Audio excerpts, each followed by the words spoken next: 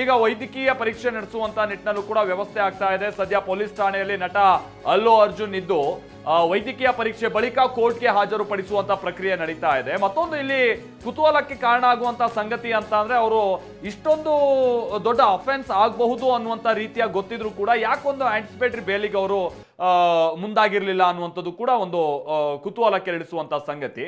ಯಾಕಂತ ಅಂದ್ರೆ ಬಹುಶಃ ಇಲ್ಲಿ ತನಕನೂ ಕೂಡ ಅಂತದೇನು ದೊಡ್ಡ ಮಟ್ಟದಲ್ಲಿ ಇವ್ರನ್ನ ಅರೆಸ್ಟ್ ಮಾಡ್ಬಿಡ್ತಾರೆ, ಇದಿಷ್ಟು ದೊಡ್ಡ ಕ್ರಮ ಆಗುವಂತಷ್ಟರ ಮಟ್ಟಿಗೆ ಮುಂದಕ್ಕೆ ಹೋಗುತ್ತೆ ಅನ್ನುವಂತ ರೀತಿಯ ಚರ್ಚೆ ಇರಲಿಲ್ಲ. ಹಾಗಾಗಿ ಬಹುಶಃ ಅದನ್ನ ಅವರು ನೆಗ್ಲೆಕ್ಟ್ ಮಾಡಿದಾರೋ ಅಥವಾ ಈ ರೀತಿಯಾದಂತ ಒಂದು ಆಂಟಿಸಿಪೇಟರಿ ಬೇಲಿಗೆಲ್ಲ ಮುಂದಾಗ್ಬಿಟ್ರೆ ಅದು ಬೇರೆ ರೀತಿಯಾದಂತ ಮೆಸೇಜ್ ಹೋಗ್ಬಿಡುತ್ತೆ ಅನ್ನುವಂತ ರೀತಿಯಾಗಿ ಅವ್ರೇನಾದ್ರು ಯೋಚನೆ ಮಾಡಿದ್ರೋ ಗೊತ್ತಿಲ್ಲ. ಬಟ್ ಈ ರೀತಿಯಾದಂತ ಒಂದು ಅರೆಸ್ಟ್ ಆಗುವಷ್ಟು ಮಟ್ಟಿಗೆ ಬಂದಿದೆ ಅಂತ ಅಂದ್ರೆ ಇದು ಸಹಜವಾಗಿ ಎಗೈನ್ ನಾನು ಹೇಳ್ದಂಗೆ ತೆಲುಗು ನಾಡಲ್ಲಿ ಬಹಳ ಸಂಚಲನಕ್ಕೆ ಕಾರಣ ಆಗಿರುವಂತ ಸಂಗತಿ. ನೀವು ನಮ್ಮ ಸ್ಕ್ರೀನ್ ನ ಇನ್ನೊಂದು ಭಾಗದಲ್ಲಿ ನೋಡ್ತಾ ಇದ್ದೀರಲ್ಲ, ಇದು ಅವತ್ತು ಡಿಸೆಂಬರ್ 4ನೇ ತಾರೀಕಿನಂದು ಸಂಧ್ಯಾ ಥಿಯೇಟರ್ ನಲ್ಲಿ ಆಗಿದ್ದಂತ ಘಟನೆ. ಆ ಟೈಮ್ ನಲ್ಲಿ ಅಸ್ವಸ್ಥರಾದ ಬಹಳ ಮಂದಿಯನ್ನ ಅವತ್ತು ಪೊಲೀಸರು ಫಸ್ಟ್ ಏಡ್ ಮಾಡ್ತಾ ಇರುವಂತದನ್ನ ಕೂಡ ನಾವಿಲ್ಲಿ ನೋಡಬಹುದಾಗಿದೆ.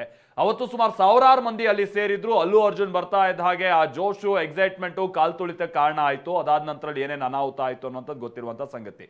ಬಟ್ ವಿಚಾರ ಅಂತಾನೆ ಆ ಸಂದರ್ಭದಲ್ಲಿ ಅಲ್ಲು ಅರ್ಜುನ್ ಅಲ್ಲಿ ಹೋಗಿದ್ದಕ್ಕೂ ಕೂಡ ಬಹಳ